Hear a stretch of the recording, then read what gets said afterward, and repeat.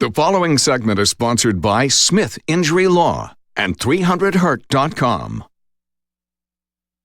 If you're involved in a car wreck, one major mistake people make is failing to preserve evidence. Another is failing to seek medical treatment in a timely manner. We discussed those topics recently with Richard Smith of Smith Injury Law, and he's back with us this morning to pick up that conversation. Good morning.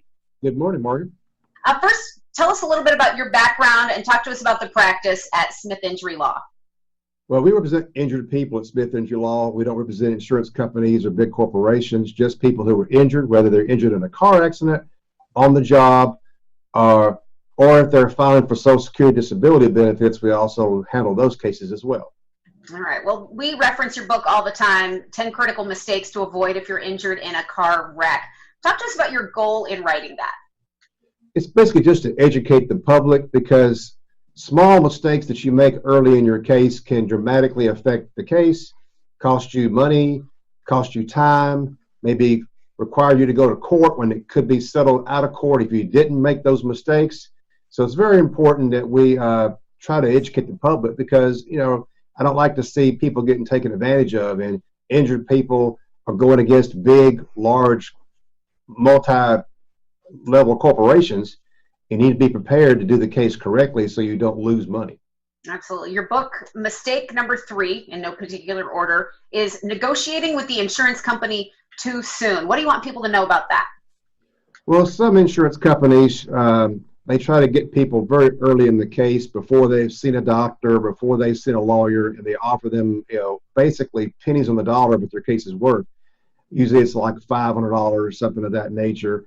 And sometimes people misunderstand that and think it's actually an advance on their case, and it's not. It's a total settlement of their case. They also may promise you they'll pay your medical bills, but they don't always pay your medical bills, because they determine that some of your bills are not reasonable and necessary, therefore they're not going to pay for them. So then guess what? You're stuck paying for them. So the worst thing you can do is negotiate with an insurance adjuster early in the case, before you've obtained an attorney, or at least prior to completing your medical treatment, because you don't know how bad your injuries are, what your lost wages are. You don't know enough about your case to start negotiating soon with the insurance company. A lot of factors to consider there. And another big mistake is made when somebody gives a recorded statement to the adjuster without being represented by an attorney. What's the problem there?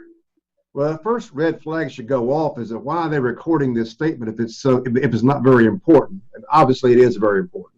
And depending on the type of case you have, if you say the wrong thing, it can destroy your case. I'm not saying change your testimony, but sometimes it's not what you say, it's how you say it.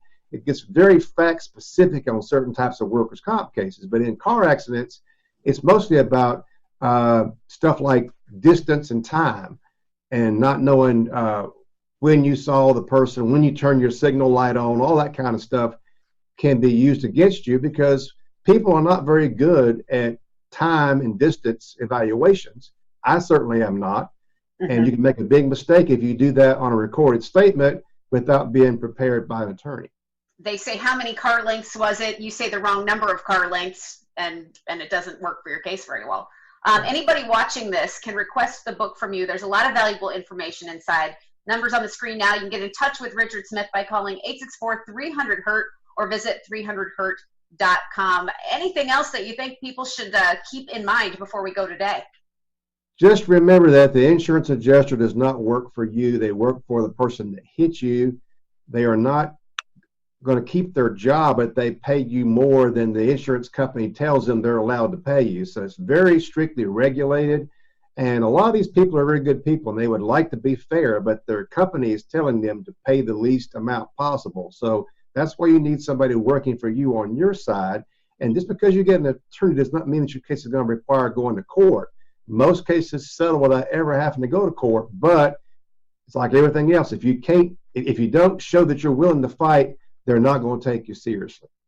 Excellent. Well, thanks for always making it make sense to us. Richard Smith of Smith Injury Law. We look forward to having you back again really soon. Thank you, Margaret.